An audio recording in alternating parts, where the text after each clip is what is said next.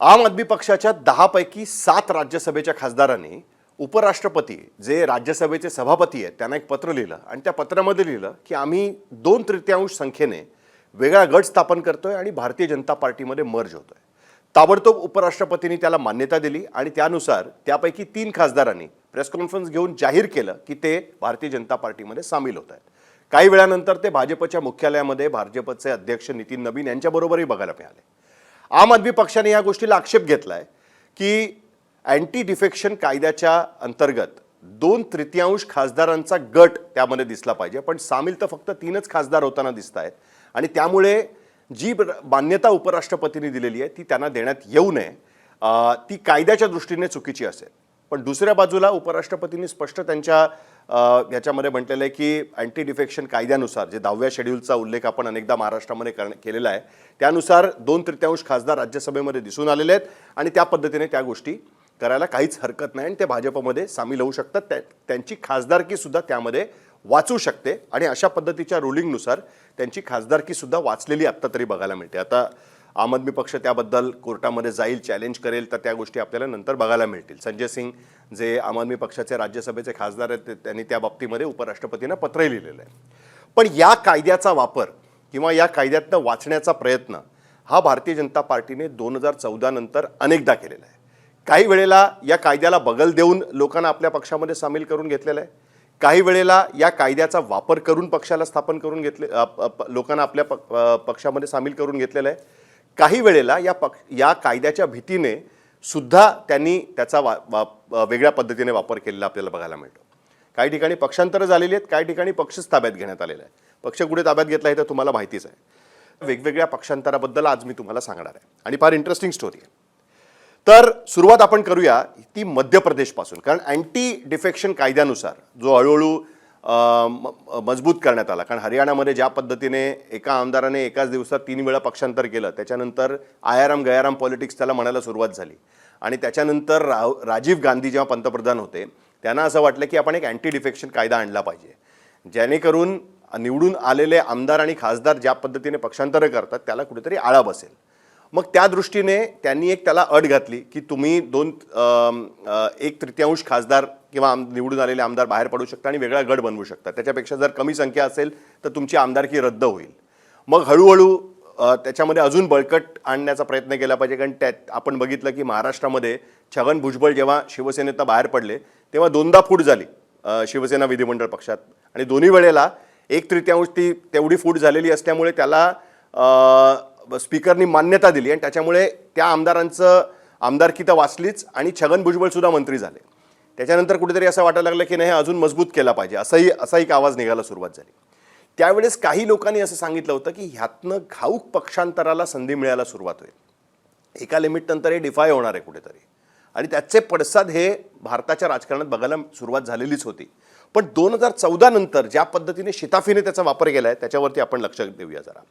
So यापूर्वी मध्य प्रदेशमध्ये ज्यावेळेस मध्य प्रदेश विधानसभेच्या निवडणुका झाल्या आणि 2018 तिथे काँग्रेसचं सरकार आलं, कमलनाथ त्या ठिकाणी मुख्यमंत्री झाले निवडून आल्यानंतर। त्यांचं सरकार अत्यंत थिन मेजॉरिटीवरती होतं, कारण भाजप आणि काँग्रेसमध्ये काही फारसं अंतर नव्हतं। तर आता इथे जेव्हा 22 आमदार हे भारतीय जनता पार्टीबरोबर यायला तयार झाले त्यावेळेस माधवराव शिंदेंनी त्याच्यामध्ये लीड घेतलेला होता आणि त्याच्यानंतर माधवराव शिंदे भारतीय जनता पार्टीमध्ये गेले आणि इव्हेंच्युअली राज्यसभेत जाऊन नंतर ते आता मंत्रीसुद्धा आहेत। तर 2020 कमलनाथ सरकार पाडण्यासाठी राजीनाम्याची युक्ती वापरण्यात आली, कारण 2/3 संख्या काही त्यावेळेस काँग्रेसची त्यांना तोडता आली नाही, कारण 100पेक्षा जास्त आमदार निवडून आलेले होते काँग्रेसचे। सो 22 आमदार होते, 2/3 नुसार आमदार काही नव्हते, कारण 2003 कायदा कडक करण्यात आलेला होता, त्याच्यानुसार 2/3 आमदार खासदार तुमच्याबरोबर असणं आवश्यक आहे। बरं ते असतील तरीसुद्धा तुम्हाला वेगळा गट करून राहता येणार नाही, तुम्हाला वेगळा पक्ष तिकडे विधिमंडळात बनवता येणार नाही, तर तुम्हाला दुसऱ्या पक्षामध्ये विलीन व्हावं लागेल अशी अट त्याच्यामध्ये होती। त्याच्यामुळे तुम्हाला वेगळा सवता स्वतःचा बनवता येणार नाही, स्वतःचं वेगळं अस्तित्व ठेवता येणार नाही, ही गोष्ट स्पष्ट त्याच्यामध्ये म्हटलेली होती। त्याच्यानुसार 22 आमदार दिसले, त्यावेळेस त्यांना राजीनामा द्यायला लावला, त्याच्यामुळे विधानसभेचं एकूण जे बळ आहे ते कमी झालं आणि त्याच्यामुळे भारतीय जनता पार्टीचं बहुमत झालं आणि त्यांचं सरकार त्या ठिकाणी आलं। नंतर या 22 ठिकाणी विधानसभेच्या निवडणुका झाल्या आणि त्या विधानसभेच्या निवडणुकीनंतर तिकडे अनेक ठिकाणी भाजपचे आमदार निवडून आले। मणिपूरमध्ये सुद्धा हीच परिस्थिती निर्माण झालेली होती. 8 काँग्रेसच्या आमदारांनी व्हिप नाकारला. त्यांना जो व्हिप देण्यात आलेला होता तो व्हिप नाकारला आणि गैरहजर राहिले. ते तिकडे विरोधी पक्षातील आमदारांची अनुपस्थिती झाली, कारण भाजपचं सरकार तिकडे आलेलं होतं आणि अशा पद्धतीने त्यांनी सरकार वाचवलं. ते पण त्या कायद्याच्या कचाट्यामध्ये सापडले नाहीत. त्यानंतर 2022 मध्ये महाराष्ट्रामध्ये काय झालं तुम्हाला माहिती आहे. त्या ठिकाणी 2/3 आमदार होते ज्यांनी बंड केलं, म्हणजे एकनाथ शिंदे असतील किंवा त्यानंतर 2023 मध्ये अजित पवार असतील. पण तिथे मात्र आमदार 2/3 असताना सरळ सोपा मार्ग न अवलंबता, म्हणजे भाजपमध्ये विलीन न होता, थेट त्यांनी सांगितलं की पक्षच आमचा आहे, आम्ही तर फुटलेलोच नाही आहे, उलट आम्हीच बहुमताने आमचा जो विधिमंडळ पक्षनेता आहे त्याला बदलतोय. विधिमंडळ पक्षनेता उलट आमच्या बरोबर आहे, कारण दोन्ही ठिकाणी एकनाथ शिंदे असतील काय किंवा अजित पवार असतील ते विधिमंडळ पक्षनेते होते, त्याच्यामुळे ते आमच्या बरोबरच आहेत. व्हिप आम्ही बदलतोय आणि व्हिप बदलून त्या पद्धतीने आम्ही आमच्या पक्षाचा जो ओरिजिनल डिसिजन होता एका पर्टिक्युलर अलायन्समध्ये राहायचा तो आम्ही बदलतोय आणि त्याच्यानुसार आम्ही दुसऱ्या पक्षाला पाठिंबा देतो आणि त्यांच्याबरोबर आम्ही सरकार स्थापन करतो. आणि असं राज्यपालांना पत्र दिलं. राज्यपालांनी त्याला मान्यता दिली. सुप्रीम कोर्टामध्ये केस चालली. तोपर्यंत इलेक्शन कमिशनपर्यंत हे प्रकरण गेलं, कारण यांनी पक्षावरती दावा ठेवलेला होता. मूळ पक्ष कोणाचा. इलेक्शन कमिशनचा निर्णय आला. इलेक्शन कमिशन नंतर विधानसभेचे अध्यक्ष जे नवीन सरकार आल्यानंतर ज्यांची नियुक्ती झालेली होती त्यांच्याकडे ते प्रकरण गेलं. विधानसभेच्या अध्यक्षांनी त्याच्याबद्दल हिअरिंग घेतलं आणि त्यांनी त्याच्यामध्ये सांगितलं की नाही पक्ष, कारण सुप्रीम कोर्टाने सांगितलेलं होतं कशा पद्धतीने तुम्हाला आता त्या आमदारांचं डिस्क्वालिफिकेशन ठरवायचं, तुम्हाला आधी मूळ पक्ष कोणी ठरवायला लागेल. त्यांनी जो मोठा गट 2/3 आमदारांचा गट होता त्याला मूळ पक्ष म्हणून मान्यता दिली आणि त्यांचं डिस्क्वालिफिकेशन थांबवलं. इंटरेस्टिंग गोष्ट अशी की जे पक्षाच्या विरोधात गेले त्यांचं मात्र डिस्क्वालिफिकेशन त्याच्यामध्ये झालं नाही. ही गोष्ट पण त्याच्यामध्ये महत्त्वाची आपण लक्षात घेतली पाहिजे. सो अशा पद्धतीने याच कायद्याचा वापर पण वेगळ्या पद्धतीने करण्यात आला आणि त्या कायद्यानुसार कसं हे होणार नाही हे त्याच्यामध्ये सांगण्यात आलं. पुढे आंध्र प्रदेशमध्ये आपण एक बघितलं, तिकडे सुद्धा राज्यसभेतले खासदार तोडलेले होते, कारण राज्यसभेमध्ये भारतीय जनता पार्टीकडे तोपर्यंत मोठ्या प्रमाणात खासदार नव्हते आणि तिथे त्यावेळेस चंद्राबाबू नायडू भाजपच्या विरोधामध्ये होते. 2019 मध्ये TDPचे राज्यसभेतले 6 पैकी 4 खासदार फुटले. त्यांनी वेगळा गट स्थापन केला आणि भाजपमध्ये मर्ज केला. त्याला पण मान्यता त्यावेळेस व्यंकय्या नायडू होते, त्यांनी त्याला मान्यता दिली. गोव्यामध्ये पण तेच झालं. गोव्यामध्ये तर 2 वेळा झालं. 2019 मध्ये झालं आणि नंतर 2022 मध्ये पण झालं. 2019 मध्ये 15 पैकी 10 काँग्रेसच्या आमदारांनी ते बाहेर पडले. 2/3 त्यांनी सांगितलं आणि ते भाजपबरोबर गेले. काँग्रेस पक्ष कोर्टात गेला पण कोर्टामध्ये ती केस तशीच लटकलेली आहे. पुन्हा नव्याने विधानसभेच्या निवडणुका झाल्या तोपर्यंत, त्यामुळे ते सगळं त्या केसला काही अर्थच राहिला नाही, कारण तोपर्यंत नवीन निवडणूक, ते आमदार भाजपमध्ये नव्याने निवडणूक झाली. पुन्हा काँग्रेसचे 2022 मध्ये 11 आमदार निवडून आले आणि त्यापैकी 8 काँग्रेसच्या आमदारांनी पुन्हा तो 2/3 रूल समोर ठेवला अँटी डिफेक्शनचा आणि ते भारतीय जनता पार्टी बरोबर निघून गेले. अरुणाचल प्रदेशमध्ये तर फारच वेगळी घटना घडली. अरुणाचल प्रदेशमध्ये काँग्रेसचे CM खांडू, प्रेमा खांडू तिकडे मुख्यमंत्री होते. त्यांच्यासह 44 पैकी 43 आमदारांनी PPA नावाचा तिकडचा एक लोकल पक्ष आहे त्या पक्षामध्ये त्यांनी स्वतःला सामील करून घेतला. बघा, म्हणजे काँग्रेसमधनं ते बाहेर पडले, थेट काही गेले नाहीत भाजपबरोबर, त्यांनी काँग्रेसमधनं बाहेर पडले. 43 आमदारांना घेऊन CM प्रेमा खांडू तिकडनं बाहेर पडले अरुणाचल प्रदेशमध्ये, जिकडनं किरण रिजिजू पण येतात, जे आता पार्लमेंटरी अफेअर्स मिनिस्टर आहेत. ते बाहेर पडले, PPA नावाच्या त्या लोकल पक्षामध्ये गेले आणि मग त्या PPA मध्ये त्यांनी फूट पाडली आणि त्या PPA मधनं मग प्रेमा खंडूंसहित ते सगळे 43 आमदार भाजपमध्ये गेले आणि विलीन झाले. पुन्हा 2/3 रूल वापरण्यात आला, कारण 2/3 पेक्षा जास्त त्या ठिकाणी खरं तर आमदार त्यांनी फोडलेले, म्हणजे त्यावेळेस त्यांच्यातनं बाहेर पडलेले होते.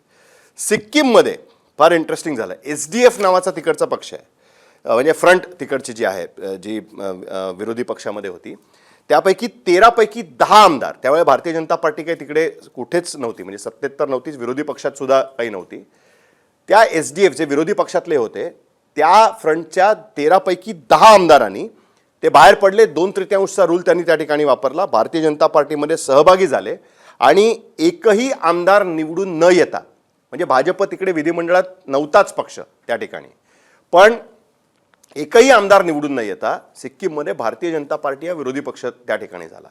सो या अँटी डिफेक्शन कायद्याचा वापर हा वेगवेगळ्या ठिकाणी वेगवेगळ्या पद्धतीने करण्यात आलेला आहे. काही ठिकाणी तो जेव्हा त्यांच्याकडे संख्याबळ होतं आणि म्हणजे आता राज्यसभेतला खासदार किंवा आमदार विधान परिषदेतला किंवा राज्यसभेतले खासदार फुटत असतील तर त्याचा इम्पॅक्ट फार होणार नाही, तर त्यांना सरळ पक्षामध्ये सामील करून घेतलं गेलं, कारण त्या माध्यमातून काही पक्ष घेता येणार नाही. पण महाराष्ट्राने एक गोष्ट शिकवली की 2/3 आमदार जर बाहेर पडले आणि जर तुमच्याकडे त्या पद्धतीचं बळ असेल तर अख्खा पक्षच आमचा खरा आहे आणि आम्हीच ओरिजिनल आहोत. अँटी डिफेक्शन कायद्यामध्ये भले म्हटलं असेल की 2/3 बाहेर पडले तरी मूळ पक्ष तसाच राहतो आणि तुम्हाला मात्र दुसरीकडे सामील व्हावं लागतं, तसं नाही. त्याला इलेक्शन कमिशनने मान्यता दिली, त्याच मूळ पक्षाला विधानसभा अध्यक्षाने मान्यता दिली आणि तेही सुप्रीम कोर्टात अडकून आहे. ज्या ठिकाणी 2/3 बळ नव्हतं त्या ठिकाणी थेट आमदारांनी राजीनामा दिला, जसं नारायण राणेंनी शिवसेनेतनं बाहेर पडल्यानंतर 2005मध्ये सगळ्या त्या 10 आमदारांनी राजीनामा दिला होता. निवडणुका झाल्या आणि काँग्रेसचे त्या ठिकाणी निवडून आली आणि ते अधिकृतरित्या काँग्रेसबरोबर राहिले आणि आमदारकीसुद्धा त्यांची त्या पद्धतीने वाचली. सो त्या पद्धतीने सुद्धा हे केला जाऊ शकतो. त्यामुळे 2014 नंतर वेगवेगळ्या पद्धतीने याचा वापर करण्यात आला आहे. अनेकदा अशी ही चर्चा सुरू आहे की अँटी डिफेक्शन कायद्याचं करायचं काय, याचा काही फायदाच राहिलेला नाही आहे.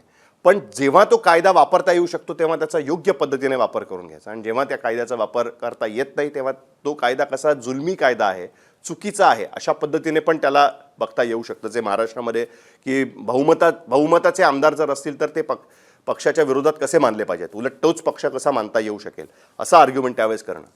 यासाठी म्हणून खरं तर हा व्हिडिओ होता.